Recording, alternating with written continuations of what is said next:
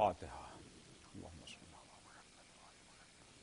بسم اللہ الرحمن الرحیم، الحمد للہ رب العالمین الرحمن الرحیم مالک یوم الدین، ایاک نعبد وایاک نستعین، اہدنا الصراط المستقیم، صراط الذین انعمت علیہم غیر المغضوب علیہم ولا الضالین۔ اللہم صلی علی محمد لا حول ولا قوة إلا بالله العلي العظيم۔ أعوذ بالله من الشيطان اللعين الرجيم۔ بسم الله الرحمن الرحيم۔ الحمد لله والصلاة والسلام على رسول الله وعلى آله آل الله، لا سيما بقية الله ولعنة الله على أعدائهم أعداء الله من يومنا هذا إلى لقاء الله، أما بعد فقد قال الله: فأقم وجهك للدين حنيفا فطرة الله التي فطر الناس عليها لا تبدیل لخلق اللہ۔ صلوات پڑھیں گے محمد و آل محمد پر۔ عزیزان گرامی، محرم کا چاند ایک دفعہ پھر نمودار ہو گیا۔ عجب خاصیت ہے اس چاند میں کہ اس چاند کو دیکھتے ہی یا اس کی خبر سنتے ہی اہل بیت کے چاہنے والوں کے دل غمزدہ ہو جاتے ہیں، ایک غم کی فضا طاری ہو جاتی ہے، حزن و اندوہ کا ماحول ہو جاتا ہے، ہمارے گھر، ہمارے امامباڑے، ہماری مسجدیں سیاہ پوش ہو جاتی ہیں۔ اہل بیت کا چاہنے والا، حقیقی اسلام کے پیرو جہاں کہیں بھی ہوتے ہیں، اپنی یہ جو ہے بساط بھر حسین کو یاد کرنے کی کوشش کرتے ہیں۔ کچھ مجلسوں کا انعقاد کرتے ہیں، کچھ مجلسوں میں شرکت کرتے ہیں، جس سے جو ہو سکتا ہے، جس کی بساط میں جتنا ہے۔ کوئی کربلا کا واقعہ سناتا ہے، کچھ کربلا کے واقعات سنتے ہیں۔ ہر طرف سے حسین حسین حسین کی آوازیں بلند ہو جاتی ہیں۔ ہم پر اعتراضات بھی ہوتے ہیں، لیکن ہم اس کی پرواہ کیے بغیر اپنا یہ عمل جاری رکھتے ہیں۔ ہم اس نئے سال کا استقبال کچھ اسی انداز سے کرتے ہیں۔ اعتراضات ہمارے قدم روک نہیں پاتے ہیں، کیونکہ حسین کی محبت دل کی گہرائیوں میں اتری ہوئی ہے۔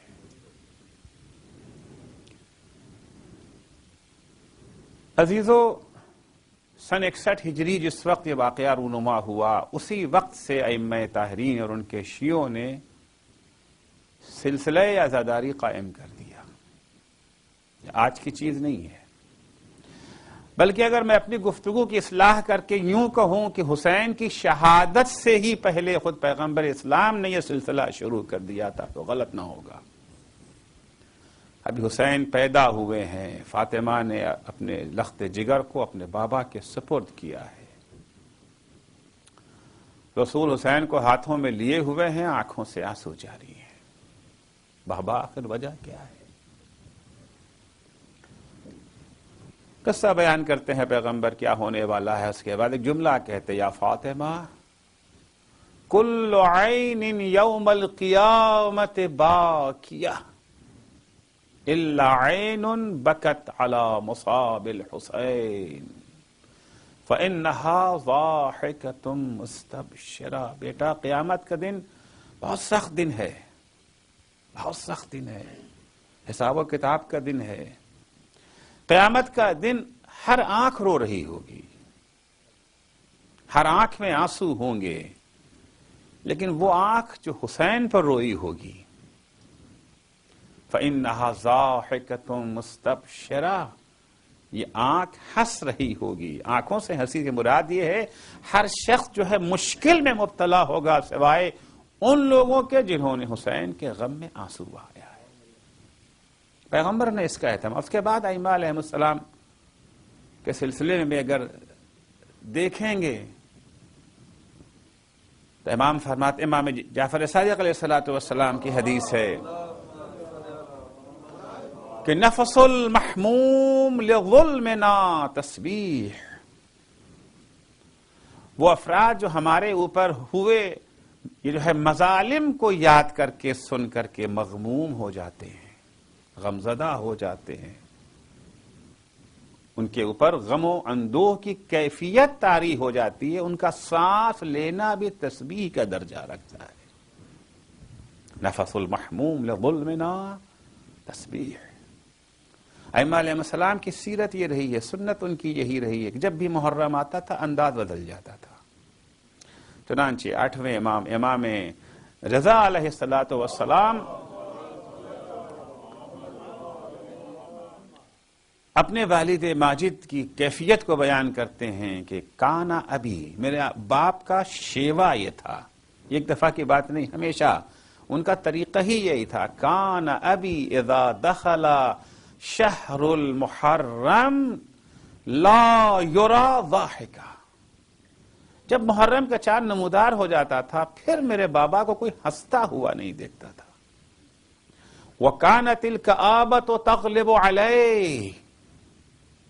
میرے بابا پر محرم کا چاند نمودار ہوتے ہی غم و الم طاری ہو جاتا تھا.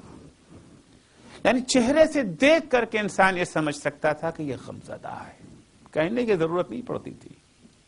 کانت الکآبۃ تغلب علیہ حتی یمضی منہ 10 ایام. یہاں تک کہ جب محرم کے 10 دن جو ہے گزر جاتے تھے. فاذا کان یوم العاشر، جب 10 محرم آتی تھی، کان ذلک یوم مصیبتہ وحزنہ وبکائہ. تو یہ وہ دن ہوتا تھا کہ جب میرا بابا کا سارا دن روتے ہی گزرتا تھا. تو یہ کوئی نئی چیز نہیں ہے جو ہم آج منعقد کرتے ہیں اور ہم غم حسین کو جو ہے مناتے ہیں. اس کے بعد امام فرماتے ہیں کہ من کانا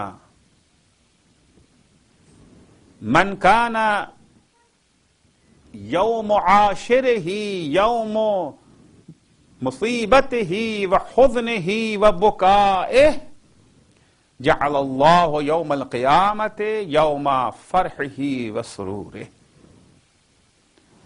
جو انسان اس عشرہ محرم میں خصوصاً یہ عاشور کا دن اس کے غم کا دن ہوگا، گریے کا دن ہوگا، آنسو کا دن ہوگا، تو اللہ قیامت کے دن اس کا دن جو ہے خوشی کا دن قرار دے گا. اتنی ساری تاکید ائمہ طاہرین علیہ السلام کی طرف سے، اتنا اصرار ہے کہ اس دن کو یاد رکھو. من جلس مجلسا یحیی فیہ امرنا لم یمت قلبہ یوم تموت القلوب. جو اس مجلس میں بیٹھے گا جس مجلس میں ہمارا امر جو ہے زندہ کیا جاتا ہے، ہماری تعلیمات جس مجلس میں زندہ کی جاتی ہے، اس مجلس میں جو بیٹھے گا اللہ اسے یہ جزا دے گا کہ قیامت کے دن جب سارے دل جو ہے مر چکے ہوں گے اس کا دل زندہ ہوگا. اتنی اہمیت، اتنی تاکید کس لیے ہے؟ اس لیے کہ من جلسہ مجلساً، جو اس بز میں آئے گا کہ جہاں ہماری تعلیمات زندہ کیے جائیں گے. خوب اہل بیت کے تعلیمات کیا ہیں؟ کون سی ایسی چیز ہے جو وہاں زندہ کی جا رہی ہے؟ امرنا، ہمارے امور. اہل بیت کی تعلیمات کیا ہیں؟ اہل بیت کی تعلیمات وہ ہے کہ امام فرماتے ہیں کہ من عرف محاسن کلامنا لاتبعونا. جو کوئی ہمارے تعلیمات سے آشنا ہو جائے گا وہ ہمارا اتباع کرنے لگے گا، ہماری پیروی کرنے لگے گا. ظاہر سے بات ہے قیامت کے دن پریشانیاں انہی کو ہیں جنہوں نے اللہ کی نافرمانی کی ہوگی. مصیبتیں ان کے لیے ہیں جن کے یہاں گناہ اور انحراف پایا جاتا ہے. لیکن جو اہل بیت بیت کا اتباع کرنے والے ہوں گے، جو اہل بیت کے پیرو ہوں گے، جو اہل بیت کی تعلیمات کو سنیں گے، اہل بیت کی تعلیمات میں وہ جاذبیت پائی جاتی ہے، وہ حسن پایا جاتا ہے، وہ کشش پائی جاتی، محال ہے کہ انسان اہل بیت کی تعلیمات کو سنے اور کھچ کے ان کے در پہ چلا نہ آئے۔ ایک صلوات پڑھیں گے محمد و آل محمد پر۔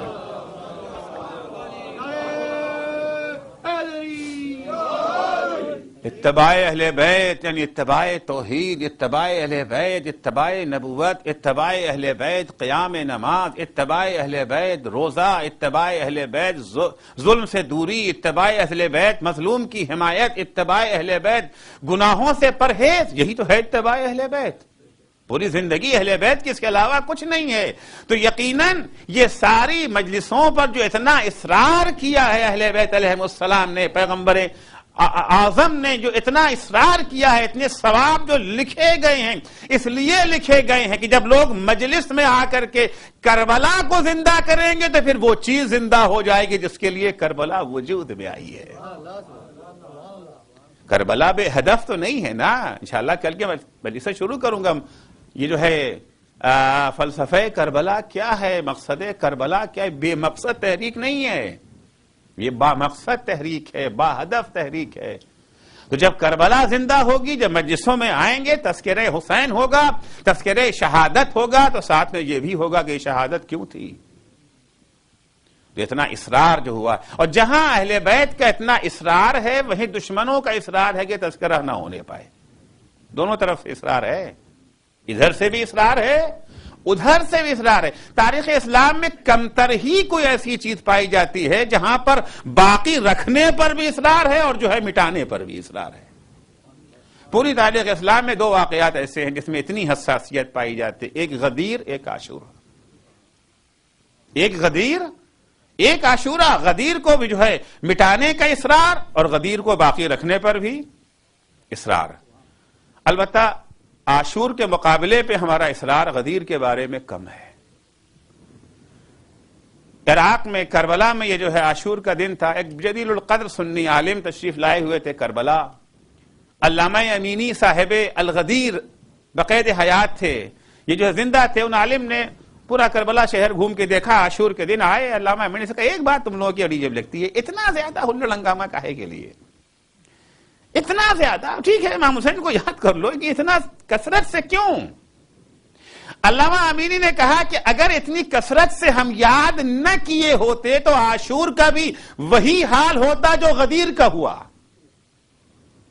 اگر شیعوں نے عاشور ہی کی طرح غدیر کو بھی یاد کیا ہوتا تو آج کسی میں غدیر کے بارے میں شک کرنے کی جرات پیدا نہ ہوتی، جیسے کربلا کے بارے میں کسی کو شک کرنے کی جرات پیدا نہیں ہوئی ہے۔ اگر یہ مجلسیں نہ ہوتی رہتی ہر سال ہر وقت، ضرورت کیا ہے ہر وقت، ہر سال ہر سال ہر سال، اب ہو گیا ایک دن، وہ بھی ہر سال ایک دن کر لو، پورا 10 دن، پورا 2 مہینہ 8 دن، اتنی کثرت کے ساتھ یاد کرنے کی کیا ضرورت ہے؟ اتنا سرمایہ برباد ہو رہا ہے، اتنا وقت۔ عموماً اس طرح کی باتیں سننے میں آتی ہے نا، محرم شروع ہو گیا ہے، ہمارے نوجوان بچوں کو کالجوں میں، یونیورسٹیوں میں، آپ کو جاب پر اکثر یہ سوال ہوتے ہی رہیں گے، آخر کیوں؟ ادھر سے مٹانے پہ اصرار، یہاں پہ قائم رکھنے پر اصرار۔ جنہیں محبت ہے دین سے، لگاؤ ہے دین سے، وہ اسے باقی رکھنے پر مصر ہیں، اور جنہیں دین سے رغبت نہیں ہے وہ اسے ختم کرنے پر مصر ہیں۔ کربلا سے کوئی پریشانی نہیں ہے، پریشانی اصل میں اس دین سے ہے جسے کربلا نے بچایا ہے، اس دین سے پریشانی ہے۔ تو کربلا کا نام بیچ میں آ جاتا ہے، ورنہ پریشانی اس دین سے، اس مکتب فکر سے ہے جو حسین ابن علی نے قربانیاں دے کر کے کربلا میں یہ جو ہے بچایا ہے۔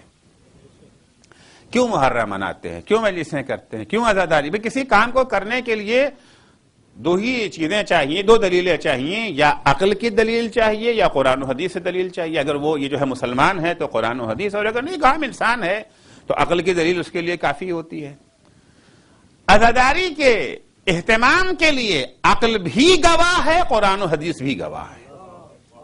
آپ دیکھیں ہم کوئی نئے نہیں ہیں، دنیا میں ہر قوم ان لوگوں کو یاد کرتی ہے جنہوں نے ان کے ساتھ احسان کیا ہے۔ ہر قوم اپنے عظیم جو ہے لیڈروں کو، جنہوں نے ان کے لیے خدمات کی ہیں، جنہوں نے اپنی زندگیاں ان کے لیے قربان کر دی، انہیں یاد کرتے. کون سا ایسا ملک ہے جہاں پر یوم شہداء نہ منایا جاتا ہو؟ ہر ملک میں منایا جاتا ہے. کون سا ایسا ملک ہے جہاں کے اوپر وہ افراد جو نام و نشان رکھتے ہیں ان کی بھی یاد، اور جو وہ بہت سارے سپاہی جو مارے گئے ان کی شناخت نہ ہو سکی، انہیں یاد کرنے کے لیے گمنام سپاہیوں کا چوراہا اور اسکوائر بنتا ہے کہ نہیں بنتا ہے؟ ہر ملک میں ہوتا ہے. گمنام سپاہیوں کی یاد منائی جاتی ہے جنہوں نے اپنی قوم اور ملت کے لیے قربانیاں دی ہیں. حسین ابن علی سے زیادہ کس نے قربانی دی ہے؟ معمولی لوگ جنہوں نے اپنے ملک پر احسان کیا. ایک ملک پر احسان کرنے والے کو یاد کیا جاتا ہے، لیکن جس نے پوری کائنات پہ احسان کیا ہے اس کی یاد کیا اگر منائی جائے تو قابل اعتراض چیز ہے. اگر کسی مظلوم کو کے اوپر ہونے والے جو ہے ظلم کو کوئی سنتا ہے تو اس کو یاد مناتا ہے، لیکن اگر مظلوم کے ساتھ ساتھ عظیم بھی ہو. حسین فقط مظلوم نہیں ہیں، یاد رکھیے گا، فقط یہ جو ہے مظلوم نہیں ہے. حسین کی مظلومیت سے بڑھ کر کے عظمت حسین ہے. مظلومیت تو یہ تھی کہ صاحب وہ جا رہے تھے، راستے میں گھیر کے ان کو مار دیا، بھوکا پیاسا شہید کر دیا، ختم کر دیا. خیر سن کر کے انسان کو افسوس تو ہوتا ہے نا، لیکن یہ قابل فخر چیز نہیں ہے. قابل فخر چیز تو یہ ہوتی ہے کہ اس پہ جو مصیبتیں آئیں اس نے شعوری اور اختیاری طور پر اسے برداشت کیا. امام حسین کے پاس بچنے کا راستہ تھا، بچ سکتے تھے امام حسین. ایسا نہیں تھا کہ امام حسین کے پاس بچنے کا راستہ نہیں تھا. اگر صرف اتنا کہتے تھے امام حسین ٹھیک ہے یزید جو کچھ کرتا ہے کرتا رہے، ہمیں اس سے کوئی واسطہ نہیں، ہم تو مدینے میں بیٹھ کے چپ چاپ خاموشی سے عبادت کرتے رہیں گے. کبھی نہ چھیڑتا یزید، کبھی نہ چھیڑتا یزید. آرام سے بیٹھے ہوئے کھائے پیے، بلکہ تحفے تحائف بھی بیچتا. آپ نے دیکھا ہوگا ظالم حکومتوں کو، ایسے افراد کے بارے میں جو بڑے متقی پرہیزگار ہوتے ہیں، چپ چاپ رہتے ہیں، حکومت سے کوئی واسطہ نہیں رکھتے، سروکار نہیں رکھتے ہیں، کتنا ان کا احترام کرتی ہیں وہ حکومتیں. تحفے بھی دیتی ہیں، گفٹ بھی بھیجتی ہیں، ان کی چوکھٹ پہ آ کر کے سلام بھی کر جاتی ہیں. امام حسین اگر جان بچانا چاہتے تو جان یہ جو ہے بچا سکتے تھے. اگر مدینے میں ان کے لیے مشکلات پیدا ہو سکتی تھی، عبداللہ ابن عباس نے مشورہ دیا تھا مولا یمن چلے جائیے. یمن، وہاں پر امیر المومنین کے چاہنے والے شیعان علی بھی موجود تھے، اور یہ جو ہے جغرافیائی اعتبار سے کچھ ایسی اس کی صورتحال ہے. یمن ایک پہاڑی علاقہ ہے نا، ایک پہاڑی علاقہ ہے. پہاڑ کے اوپر 2 تیر انداز اگر بیٹھ جائیں، ہزاروں کے لشکر کو 2 آدمی روک سکتے ہیں. مولا اگر جان بچانا ہوتا، مولا کو اپنی جان نہیں بچانا تھا، مولا کو دین بچانا تھا. تو شہادت حسین فقط یہ جو مظلومیت حسین کا نمونہ نہیں ہے، بلکہ یہ جو ہے مظلومیت سے بڑھ کر کے عظمت کا نمونہ ہے، ایثار کا نمونہ ہے، فداکاری کا نمونہ ہے، قربانی کا نمونہ ہے. وہ قومیں جن کے تقدس نام کی کوئی چیز نہیں ہوتی ہے، جن کے فقط مادہ ہی مادہ ہے. یہ جو ہے کمیونزم میں کیا ہے؟ کمیونزم جو ہے مادے کے علاوہ تو کسی چیز کے قائل نہیں ہے نا. ان کے یہاں بھی شہیدوں کی یاد منائی جاتی ہے. نارتھ کوریا، اب یہ جو ہے کمیونسٹ ملک تقریباً یہ جو ہے سمٹ چکے ہیں لے دے کر کے، ایک نارتھ کوریا ہی کہا جا سکتا ہے کمیونسٹ ملک. نارتھ کوریا میں ایک یہ جو ہے میوزیم ہے، جنگ کے زمانے کا، جب امریکہ سے ان کی جنگ ہوئی تھی اس زمانے کی یادگاریں انہوں نے وہاں رکھی ہیں. اس میوزیم کے اندر ایک جلے ہوئے پیڑ کا تنا بھی ہے. اس لیے یہ جو ہے مقدس درخت کے نام سے یاد کرتے. مقدس کمیونزم میں کہاں سے تقدس آ گیا؟ وہاں پہ کہاں سے تقدس آ گیا؟ وہاں تو فقط مادہ ہے، مادہ جو ہے مقدس نہیں ہوتا. مقدس درخت پوچھا گیا یہ کیوں اسے کہتے ہو مقدس درخت؟ کہ اس کی کہانی یہ ہے کہ اس پیڑ کے نیچے فوج کی ایک گاڑی آ کے کھڑی ہوئی تھی جس کے اندر کچھ یہ جو ہے فوجی تھے، سپاہی تھے. اسی وقت امریکن فوج نے وہاں پر کیمیکل بم پھینکا. اس درخت نے کیمیکل بم کے سارے اجزاء کو اپنے اندر جذب کر لیا، خود جل گیا، فوجی بچ گئے. درخت میں شعور تو نہیں نہ ہے، اس نے شعوری طور پر تو یہ نہیں کیا تھا.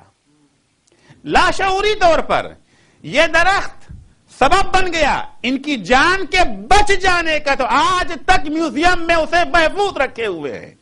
اس کی یادگار منائی جا رہی ہے. جس نے لاشعوری طور پر ایک گاڑی میں بیٹھے ہوئے چند سپاہیوں کی جان بچا لی، وہ تو قابل تقدیس ہے، اس کی یاد منائی جا رہی ہے، اسے محفوظ رکھا جائے. وہ حسین ابن علی جس نے اپنا کنبہ قربان کر کے شعوری طور پر رہتی ہوئی دنیا تک، قیامت تک کے لیے انسانیت کو بچا لیا، کیا وہ اس قابل نہیں ہے کہ اسے یاد کیا جائے؟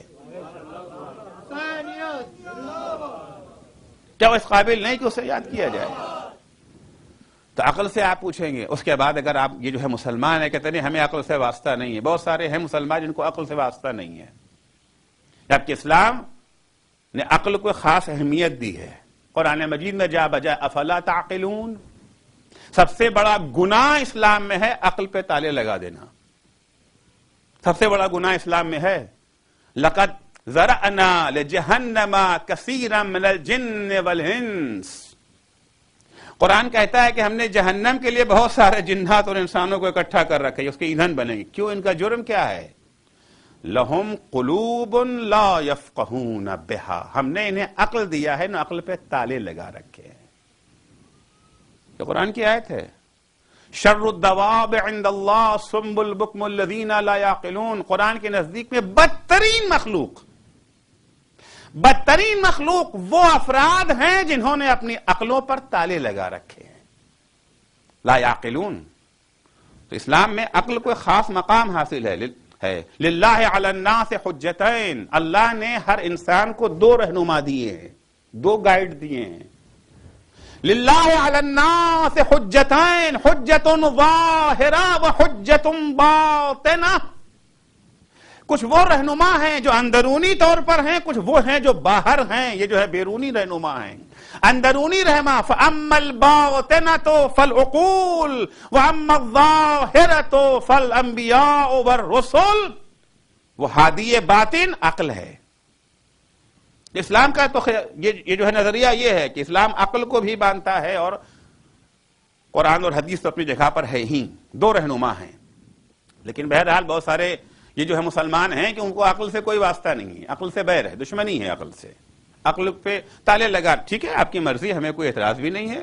ہر آدمی کو انتخاب کرنے کا اپنا راستہ اختیار ہے. انا ہدیناہ السبیل اما شاکرا و اما کفورا. راستہ دکھا دیا، تمہاری مرضی، تم ادھر جاؤ ادھر جاؤ، تمہاری مرضی، تم جس راستے پہ جاؤ. البتہ جس راستے پہ جاؤ گے اس کا انجام بھی بھگتنا پڑے گا. یہ نہیں ہے کہ آپ راستے پہ کسی چلے جائیں نتیجہ سب کا ایک نکلے گا. ایسا نہیں ہے، نتیجہ ہر ایک کا الگ الگ نکلے گا. اب اگر قرآن مجید کو آ کر کے دیکھیں گے، قرآن عزاداری کی حمایت کرتا ہے یا مخالفت کرتا ہے؟ آیا یاد منانے کے لیے اکٹھا ہونا، سرمایہ خرچ کرنا، یہ اسراف ہے، پیسوں کا ضیاع ہے، وقت کا ضیاع ہے، یا قرآن اس کی دعوت دیتا ہے، اس کی تائید کرتا ہے؟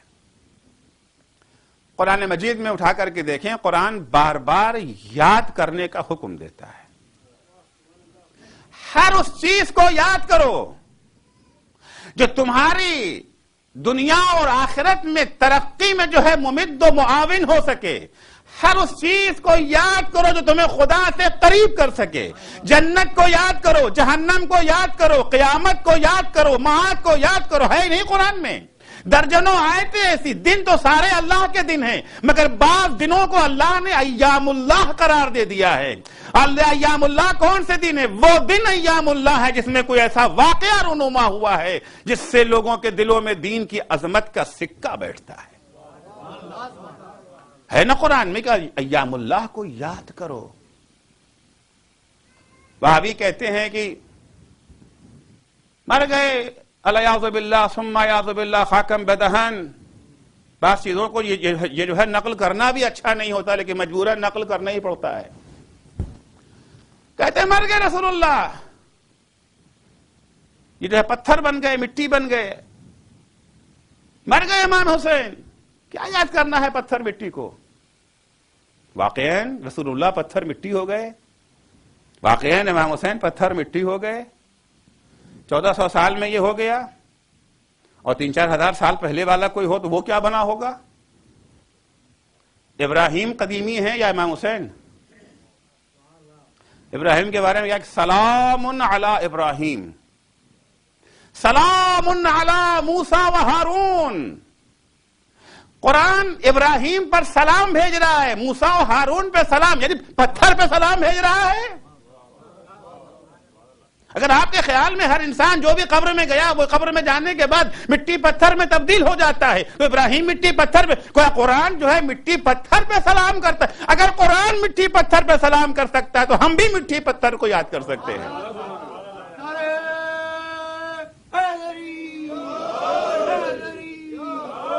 سلام علی ابراہیم سلام علی موسیٰ و ہارون. قرآن کی آیتیں پڑھ رہا ہوں. یہ جو ہے مسلمان کسی بھی فرقے کا ہو، قرآن سے تو کسی کو انکار نہیں نہ ہے. حدیثوں کے بارے میں ہو سکتا ہے یہ آپ کے ہاں کی حدیث ہے وہ ان کے ہاں کی حدیث ہے، لیکن قرآن تو سب کا ہے، سب مانتے ہیں قرآن کو. الحمدللہ ایسی چیزیں ہمارے درمیان موجود ہیں جو ہمیں جوڑ سکتی ہیں، جو ہمیں جوڑ سکتی ہیں. قرآن تو سب مانتے ہیں. سلام علی ابراہیم سلام علی موسیٰ و ہارون. اس کے بعد قرآن خود یاد کرنے کا حکم دیتا ہے، قرآن یاد بھی کرتا ہے. دونوں کام، عظیم شخصیتوں کو یاد کرنے کا. قرآن کہتا ہے وَذْكُرْ فِي الْكِتَابِ ابراہیم. قرآن کا حکم ابراہیم کو یاد کرو. وَذْكُرْ فِي الْكِتَابِ مریم، مریم کو یاد کرو.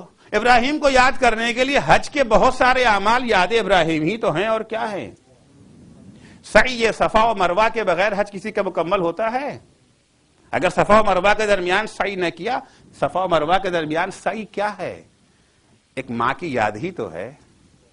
جو ایک ماں اپنے پیاسے بچے کے لیے تڑپ رہی تھی، پانی کی تلاش میں کبھی صفا سے مروہ کی طرف جاتی تھی، کبھی مروہ سے صفا کی طرف جاتی تھی. اور ایک مقام وہ آتا تھا، جو دونوں پہاڑیاں ایک مقام آتا تھا، وہ گھاٹی میں پہنچتی تھی کہ اب بچہ نگاہوں سے جب اوجھل ہونے لگتا تھا وہاں پر تیز چلتی تھی. خدا نے کہا اس عظیم مومنہ جس نے حکم خدا کی وجہ سے یہ مصیبتیں اس کے اوپر نازل ہوئی ہیں تحمل کر رہی ہے حکم خدا کی خاطر، تو خدا نے کہا تھا نا ابراہیم جاؤ بال بچوں کو وہاں چھوڑاؤ فی واد غیر ذی زرع.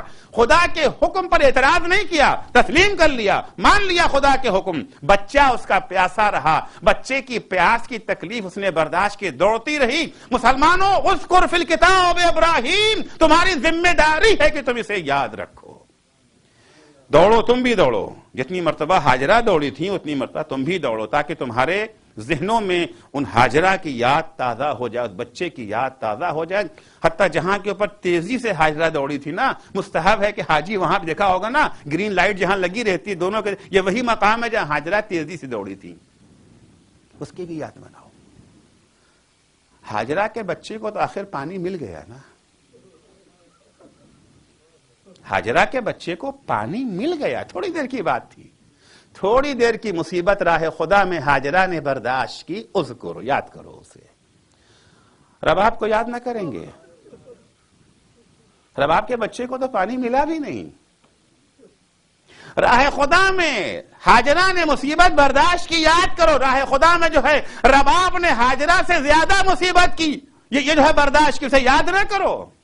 بغیر قربانی کے حج مکمل نہیں ہوتا ہے. قربانی کرو. کیا ہے کہ کیوں کرو قربانی؟ یاد کرو کہ ایک باپ اپنے بیٹے کو راہ خدا میں قربان کرنے کے لیے تیار ہو گیا تھا. تیار ہی تو ہوئے تھے، قربان کہاں ہوئے اسماعیل؟ چونکہ ابراہیم قربانی دینے کے لیے تیار ہو گئے تھے تو حق ہے ابراہیم کا. ہزاروں سال گزر جانے کے بعد بھی انہیں یاد کرو. ہزاروں لاکھوں کروڑوں حاجی دنیا کے خطے خطے سے آ کر کے انہیں یاد کرے. کیوں؟ ایک باپ راہ خدا میں بیٹے کی قربانی دینے کو تیار ہو گیا تھا. لیکن جس حسین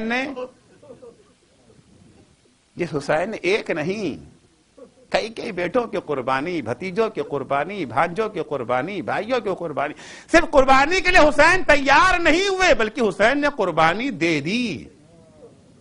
اس حسین کو یاد نہیں کریں گے؟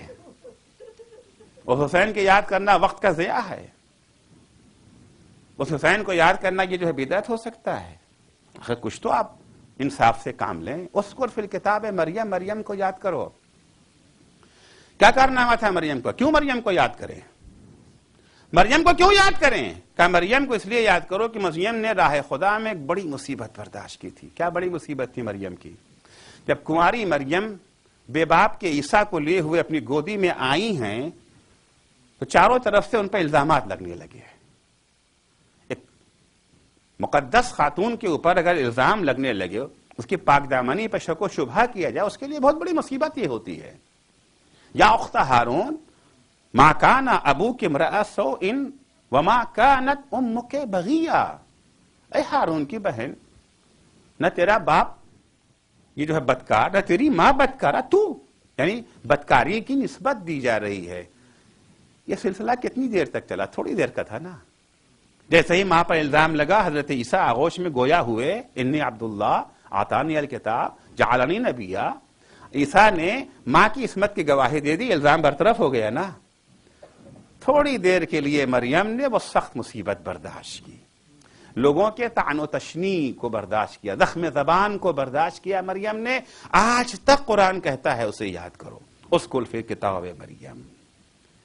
زینب نے کتنی مصیبت برداشت کی،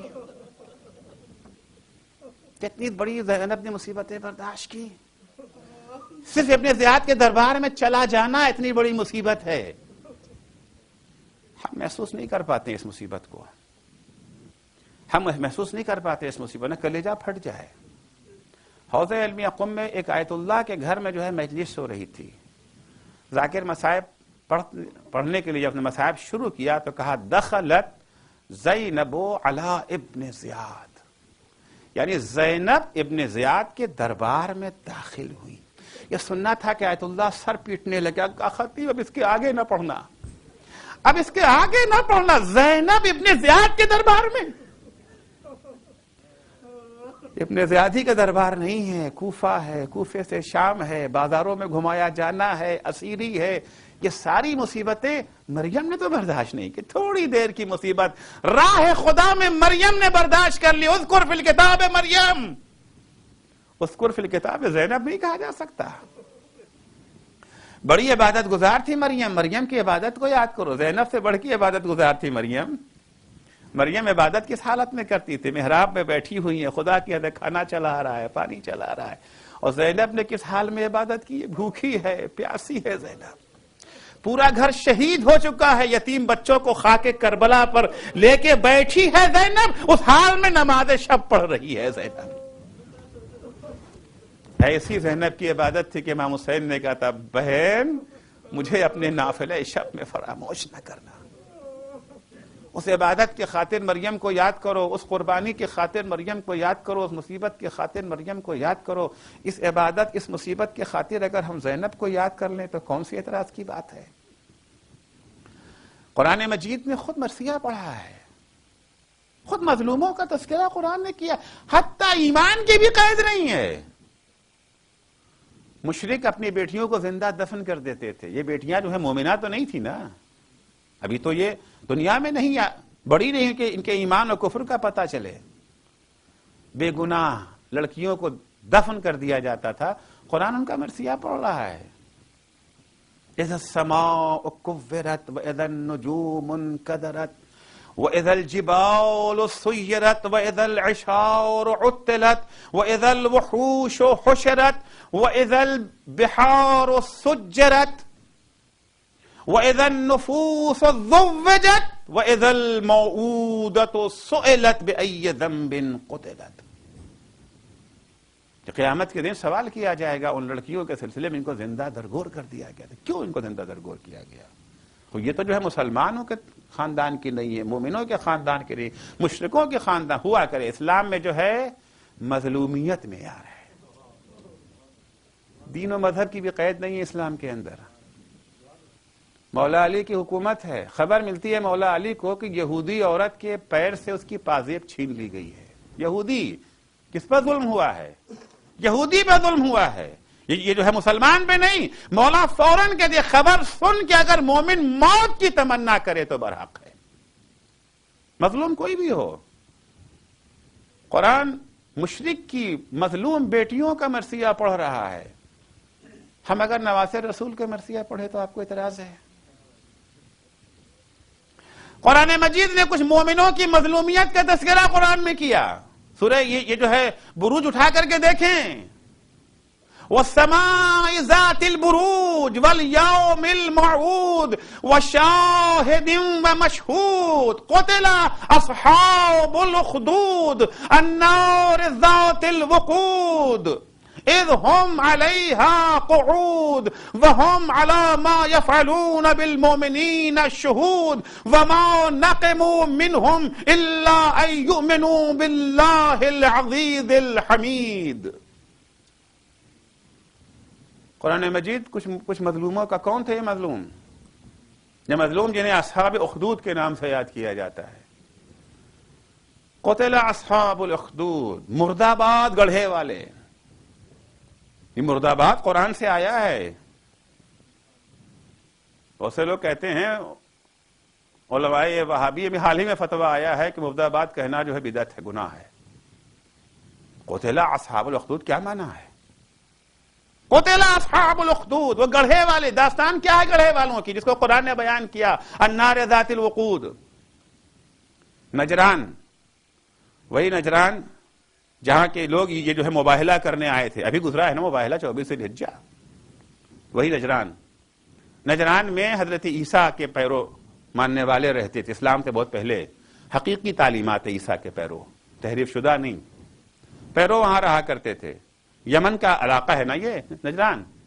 یمن پر ایک بادشاہ کی حکومت ہو گئی جو لوگوں کو خدا پرستی سے ہٹ کر کے بت پرستی کی دعوت دے رہا تھا. یہ جو ہے ذوالنواس نامی بادشاہ کا جو خدا پرستی پر قائم رہیں گے ان کی سزا ہے کہ وہ قتل کر دیے جائیں گے. بیوی بچے زندہ رکھے جائیں گے، انہیں قتل کر دیا جائے گا. فرعون والا حساب، نمرود والا حساب. اور مارنے کا طریقہ کیا تھا؟ بڑے بڑے گڑھے انہوں نے کھود رکھے تھے اور گڑھے میں دھاردار چیزیں اور آگ بھری ہوئی تھی.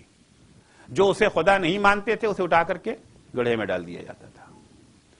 نجران والوں کی باری آئی، ان سے بھی کہا گیا کہ تم یا خدا پرستی سے دستبردار ہو کر کے ذونواس کو خدا مان لو، اس کی پرستش کرو، ورنہ مرنے کے لیے تیار ہو جاؤ. ان لوگوں نے 3 دن کی مہلت مانگی. 3 دن کی مہلت مانگی. رائے مشورہ کر کے آپس میں دیکھتے ہیں کیا طے پاتا ہے. میٹنگ ہوئی، زعماء قوم اکٹھا ہوئے، مشورہ ہونے لگا کیا کیا جائے. بعضوں نے کہا خوب تقیہ کر لے، اور کیا کیا جائے. بہترین موقع ہے، ٹھیک ہے زبان سے کہہ دیں گے ہاں تو ہے خدا، مگر دل میں خدا کی یاد باقی رکھیں گے. جب یہ مر جائے گا، اس کا یہ جو ہے نظام ختم ہو جائے گا، پھر اپنے عقیدے کو ظاہر کر دیں گے. خوب تقیہ ہے دین میں، لیکن یاد رکھیے گا تقیہ دین میں جان بچانے کے لیے نہیں ہے، دین بچانے کے لیے. فی الحال تفصیل سے نہیں عرض کر سکتا ہوں، اتنا ہی جملہ کہ دین بچانے کے لیے تقیہ ہے، جان بچانے کے لیے نہیں ہے. اگر جان بچانے سے دین بچتا ہے تو جان بچا لو، اور اگر دین جو ہے بچے گا زندگی قربان کر دینے تو زندگی کو قربان کر دو. امام حسن کا زمانہ ہے جان بچا کر کے دین کو بچانا، امام حسین کا دور ہے جان قربان کر کے دین کو بچانا. صلح حسن کا مقصد بھی دین بچانا ہے، جنگ حسین کا مقصد بھی دین بچانا ہے. صلوات پڑھیں گے محمد و آل محمد.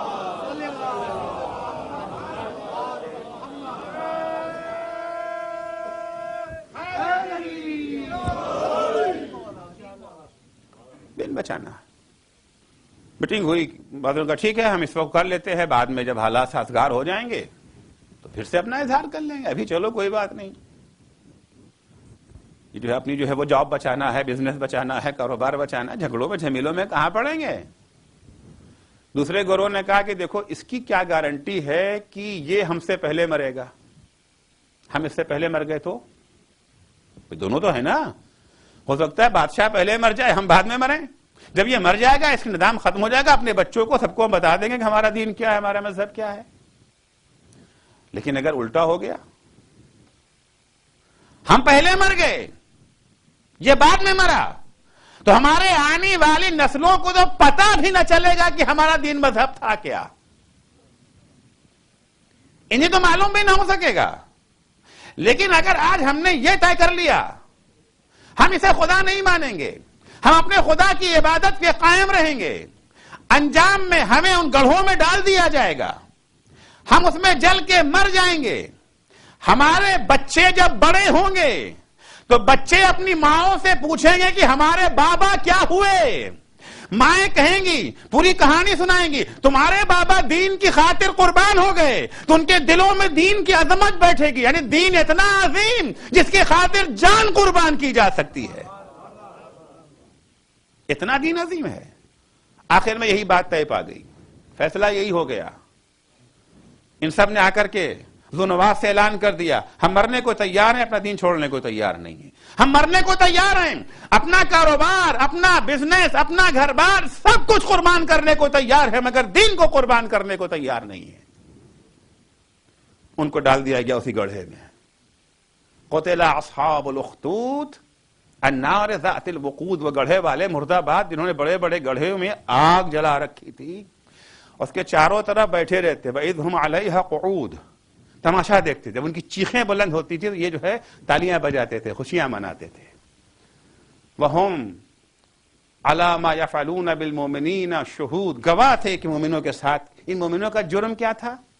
وَمَا نَقَمُوا مِنْهُمْ إِلَّا أَن يُؤْمِنُوا بِاللَّهِ الْعَزِيزِ الْحَمِيدِ، تنہا ایک جرم تھا ان کا۔ پورا مرثیہ پڑھ دیا نا قرآن نے، پورا مرثیہ پڑھ دیا کن لوگوں کا، جنہوں نے جو خود قربان کر دیے، ان کے بچوں اور ان کی عورتوں پہ کوئی اثر نہیں پڑا۔ کربلا میں وہ جہاں بچہ بھی قربان ہو گیا، وہ حسین جس نے بچے کو بھی قربان کر دیا، 6 مہینے کا اصغر بھی قربان ہو گیا، جس کی گھر کی عورتوں کو اسیر کر کے در بدر پھرایا گیا، کاہے کے لیے؟ کیا جرم تھا حسین کا؟ کربلا میں پوچھ تو لیا تھا نا ایک ایک سے، ہمارا کوئی جرم ہے، کوئی خطا ہے ہماری؟ صرف ایک چیز، حسین ابن علی نے یہ ساری مصیبتیں کیوں برداشت کی تھیں؟ دین خدا کی بقا کی خاطر، اصلاح امت کی خاطر، امر بالمعروف و نہی عن المنکر کی خاطر، حق کے بول بالے کی خاطر۔ الا ترون ان الحق لا يعمل به والباطل لا يتناهى عنه فليرغب المؤمن في لقاء الله محقا، دیکھ نہیں رہے ہو کہ حق پہ عمل نہیں ہو رہا ہے، باطل سے روکا نہیں جا رہا ہے؟ یہ اتنا عظیم جرم ہے، اتنا عظیم گناہ ہے کہ اس گناہ کو روکنے کے لیے انسان اگر اپنی جان کو قربان کر دے تو کم ہے۔ حسین ابن علی اس مشن کے لیے اٹھے تھے اور نتیجہ پتا تھا، معلوم تھا کیا ہوگا۔ اگر بعض لوگوں کا خیال ہے کہ نہیں وہ نکلے تھے، انہیں کیا پتا تھا کہ یہ ہو جائے گا، اور راستے میں ہر اگر نہ ملتا تو، راستے میں فلاں نہ ہوتا تو، کوفے والے اگر نہ بدل جاتے تو، حسین تو سب جانتے تھے کیا ہونے والا ہے، کیونکہ جس وقت امام حسین نکل رہے تھے مدینے سے، اس وقت ایک ایک نے روکا تھا نا، ایک ایک نے روکا تھا۔ جناب محمد حنفیہ آئے، اور آنے کے بعد جناب عبداللہ ابن عباس آئے، انہوں نے روکا۔ امام حسین نے کہا بھیا ایسا ایسا ہو سکتا ہے۔ امام نے کہا مجھے معلوم ہے کیا کیا ہوگا، میں جانتا ہوں، مجھے سب پتا ہے، میں پتا ہے کہ میں شہید کیا جاؤں گا، مجھے معلوم ہے کہ میرے علی اکبر کے سینے پر برچھی لگے گی، مجھے پتا ہے میرے بھیا عباس کے شان قمر جانتا ہوں۔ کہ بھیا اگر یہ سب کچھ جانتے ہیں آپ تو اپنے ہمراہ خواتین کو کیوں لے جا رہے ہیں؟ انہیں مدینے میں چھوڑے جائیے، ہم ان کی دیکھ ریکھ کریں گے۔ ایسا نہیں ہے کہ عبداللہ ابن عباس پر یا محمد حنفیہ پر بھروسہ نہیں ہے امام حسین کو، محمد حنفیہ پر بڑا بھروسہ ہے امام حسین کو، اپنا وصی بنا کے گئے ہیں، وصیت نامہ انقلاب محمد حنفیہ کے حوالے کر کے گئے ہیں۔ امام نے خود ان لوگوں کو یہ جو ہے مصلحتاً وہاں روکا تھا مدینے میں، ورنہ یہ بھی حسین کے ساتھ کربلا جاتے، ان کو وہاں روکا تھا۔ جواب معلوم ہے کیا دیا ہے؟ ان اللہ شاء ان یراہن سبایا، بھیا مجھے معلوم ہے میں شہید ہوں گا، پھر بھی عورتوں کو لے آ رہا ہوں، اس لیے ان کی بھی ضرورت ہے۔ دین کی حفاظت کے لیے زینب کی چادر کی ضرورت پڑے گی، دین کی حفاظت کے لیے حتی سکینہ کی ضرورت ہے۔ بھیا منشاء خدا یہ ہے کہ میرے بہنیں یہ اسیر کر کے کوفہ و شام میں پھرائی جائیں، ورنہ کون خبر دے گا کوفہ اور شام والوں کے کربلا میں کون مارا گیا اور کیوں مارا گیا؟ یہ ساری چیزیں حسین ابن علی جانتے ہیں، واقف ہیں کیا ہونے والا ہے۔ جس وقت جا رہے ہیں نانی ام سلمہ آ گئیں، تو بیٹا حسین سنا ہے تم سفر پہ آمادہ ہو؟ اچھا بیٹا دیکھو اگر تم جانے پر آمادہ ہی ہو تو بیٹا دیکھو عراق کا رخ نہ کرنا، بیٹا عراق کا رخ نہ کرنا۔ کیوں نانی اماں؟ کہا بیٹا میں نے تمہارے نانا سے سنا ہے کہ میرا حسین سرزمین عراق پر 3 دن کا بھوکا پیاسا شہید ہوگا۔ کہا نانی اماں میں جانتا ہوں، مجھے پتا ہے کہ میں شہید کیا جاؤں گا، پھر بھی میں جا رہا ہوں نانی اماں، دین کو میری ضرورت ہے۔ اس کے بعد امام حسین کہتے نانی اماں کیا اس مقام کی آپ زیارت کرنا چاہتی ہیں جہاں آپ کا حسین شہید کیا جائے گا؟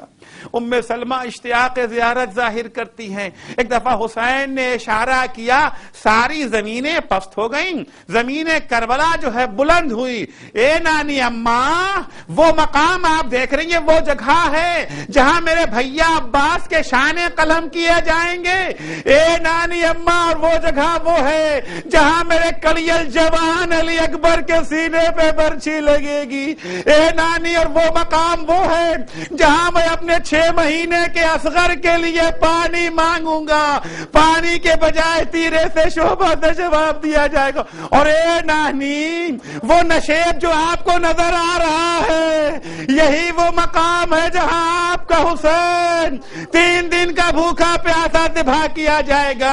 اس کے بعد امام حسین نے ایک مٹھی مٹی اٹھائی، ام سلمہ کے حوالے کیا، اے نانی اسے بھی وہیں رکھ دیجئے جو خاک نانا نے دی تھی، جب یہ خون میں تبدیل ہو جائے تو سمجھ لیجئے گا کہ آپ کا حسین مارا گیا۔ ام سلمہ کہتی ہے روز عصر عاشورہ میری آنکھ لگ گئی تھی، میں نے خواب میں کیا دیکھا، رسول اللہ آئے ہیں، سر برہنا پا برہنا، سر پہ خاک پڑی، یا رسول اللہ یہ آپ کا کیا عالم ہے؟ اے ام سلمہ ارے کربلا میں میرا حسین مارا گیا۔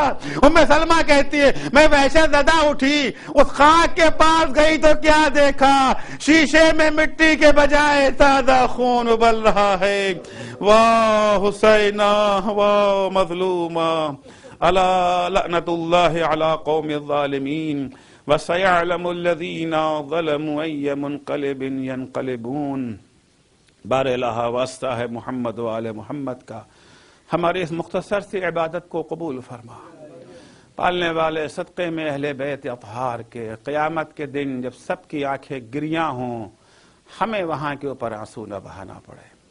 معبود تجھے واسطہ ہے محمد و آل محمد کا، جو بیمار ہیں ان سب کو شفائے کاملہ عنایت فرما، جو مقروض ہیں ان کے قرضوں کو ادا فرما، جو پریشان حال ہے ان کی پریشانیوں کو دور فرما۔